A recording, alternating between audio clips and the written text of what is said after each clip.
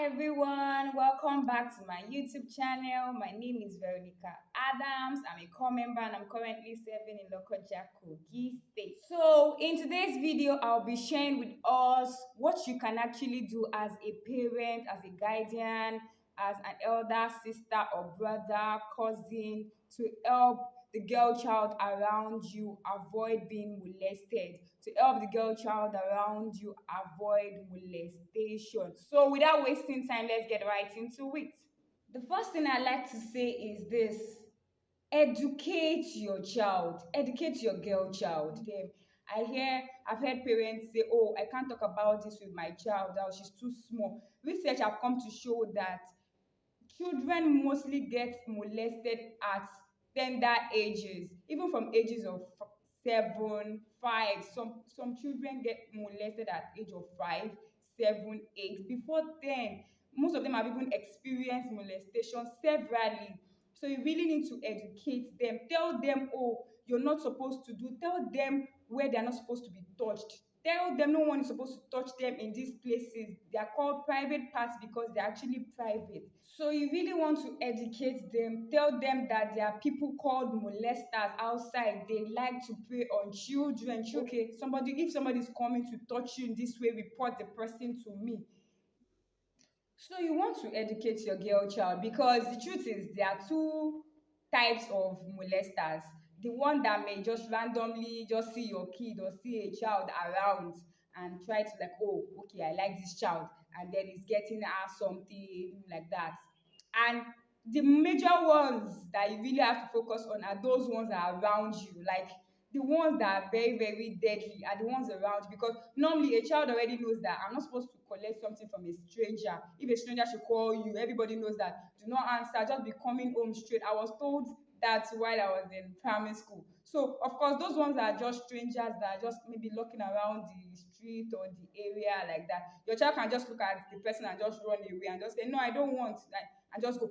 But the major ones to focus on are those that are very, very close. That those are close to you. You'll be surprised. The cousin, it can be anybody. A molester, child molester can be anybody. In fact, most of the time, there are people that you would never have imagined. There are people that you actually trust. So you be like, oh, no, no, this person. So the person can even be, it doesn't matter. It can be in the church. There are molesters in church. The fact that somebody is going to church does not mean that the person cannot be a molester.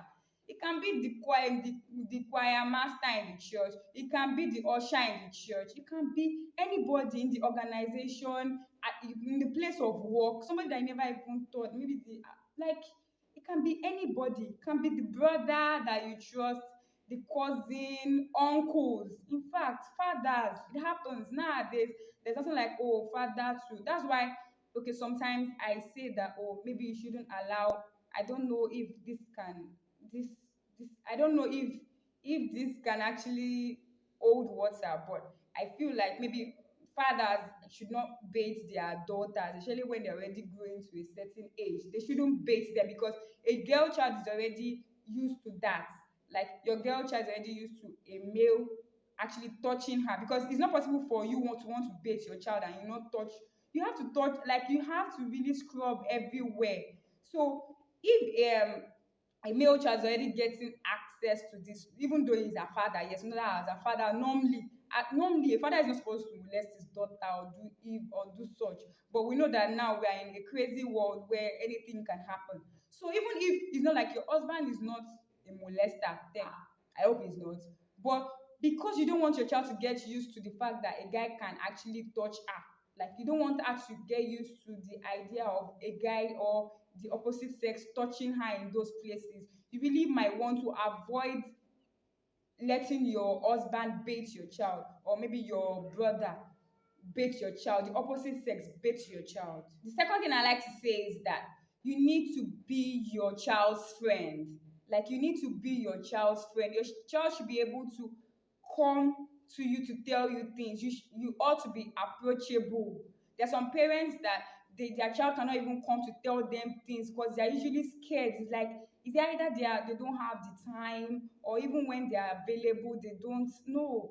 You have to be available. You have to give your child the attention so that they can inform you when these things come up. You'll be surprised that a child around you is already going through this thing that I'm talking about. A child, you'll be surprised a child around you is already being molested. A child might be undergoing molestation right now as we speak. So, but when she feels like there's nobody to talk to, you as the parent, you're supposed to be your child's friend, such that when anything happens, she wants to talk to you about it. That means you have to be able to create time to talk to your children about everything. Your children have to find you approachable so that they can actually tell you things. Okay, so I somebody confided in me that a cousin of theirs came over to their place. This person is still in secondary school. This happened this year, early this year. In the middle of the night, this guy was touching her. So she stood up and she was looking like, because of course she's 14. So she stood up from where they were sleeping, went to another place. Then of course in the morning the guy was acting all cool. He promised that he was going to give her money and all that, that she should not see anything and all that. Then eventually she found the courage to tell her mom. And guess what the mom said? When you be sleeping like a fool. As in, I was shocked. Your child tells you that somebody did this to her, touching her like that, and the thing you could say is when she sleeps like a fool. Like, no. That means if something like that happens next time, the girl would never, even before telling her mom that it was hard for her to approach her. But she later got the courage to, okay, I'll tell her. And she told her, I think 2 days after. And her mother's response was just, no. You shouldn't be that kind of parent that you don't even want your children to say anything. You are even the one protecting these molesters, your child's friends, such that your child will be able to approach you and tell you when these things come up. So the third thing I like to say is that you need to trust your girl child. Most times when a child tells you that, oh, somebody is touching her somehow, or somebody is saying something to her, touching her private parts, it's rare for a child to lie about these things. So you really need to trust your child. I've seen parents that be like, no, this person cannot do it. No. You need to trust that child that it is not normal for a child to come and tell you that, oh, this person is doing this.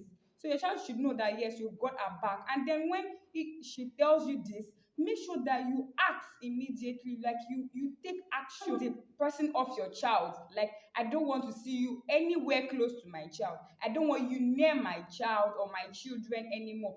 Just do that, because of course you don't expect the person to. I don't think I've seen a case where somebody actually said, oh yes, I molested your child, confess to it. No, even when they are caught red-handed, they will come up with excuses. So of course the person will deny it.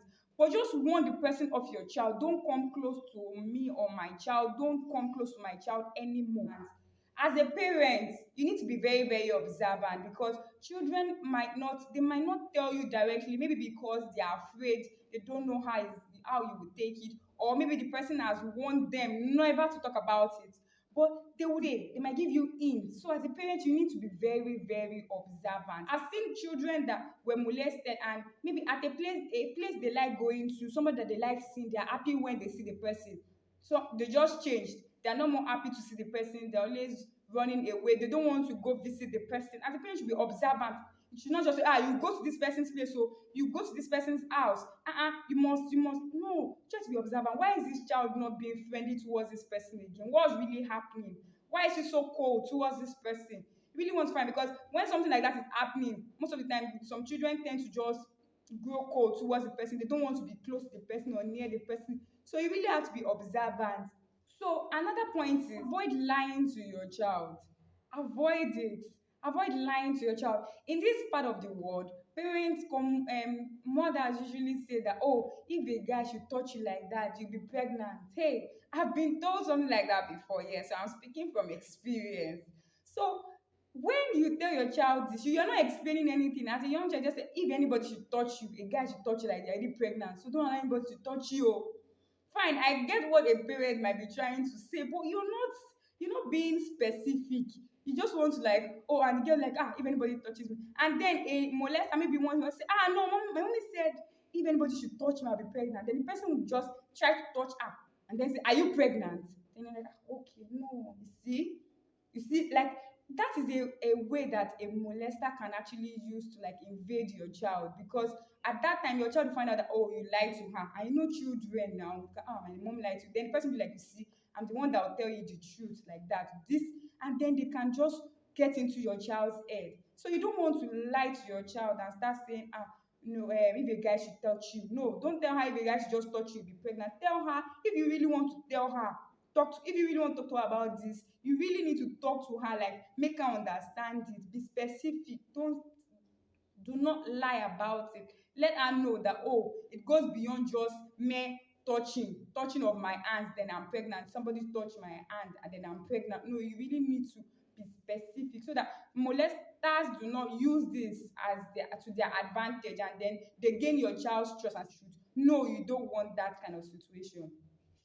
Another thing I found out is that children actually curious beings. They are curious. So at times that they might ask you questions. Of course, as parents, there are some questions that you're not so comfortable with. Where your child is asking you about maybe sex or asking you about something, maybe she heard something. The best thing you can do is just try to explain it. Do not lie about it. Try to explain it. Or why do people kiss?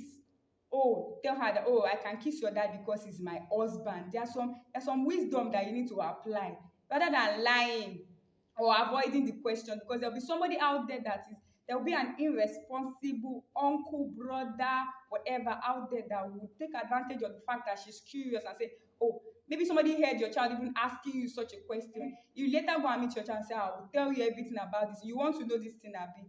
Then that is an advantage. She becomes vulnerable and they can actually take advantage of her.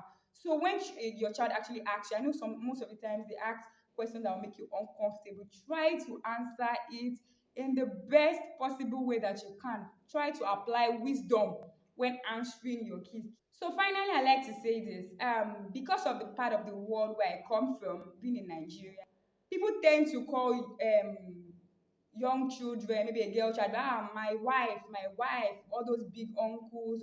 I know it's not everybody that will agree with me, but I have made up my mind that nobody is going to call my child my wife. I don't want you playing. See, most times people have actually taken advantage of a child just because they were referring to her as my wife in the presence of the parents, and they be like, so they find this as an avenue to touch them and say, are you not my wife? Your mommy even knows that you're my wife. In fact, your mommy have even given you to me. Oh, of course, parents just say, okay, because this person is always close, always around. And then you say, my wife for a child, for a girl child. And then you're using that as an avenue to actually molest the child. My own opinion, I'd like to tell you that do not allow people call your child my wife, my wife, my wife. No, there's nothing like that. She's not your wife. She's a child. She's not your wife. Please let them understand that, because people have actually done some crazy things, some dirty things, some evil things, just because, oh, I refer to your daughter as my wife. I buy her things. Then, of course, what happens between husband and wife?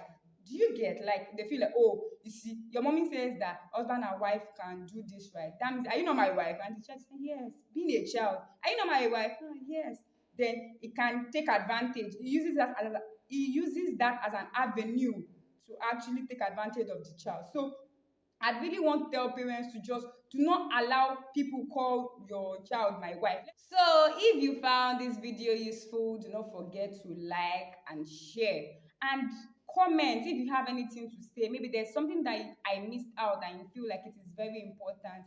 If parents or guardian want to protect their child from a molester, how to actually protect their child from a molester, please feel free to drop it in the comment section. And do not forget to subscribe to my YouTube channel. I'll see you in my next video. Bye.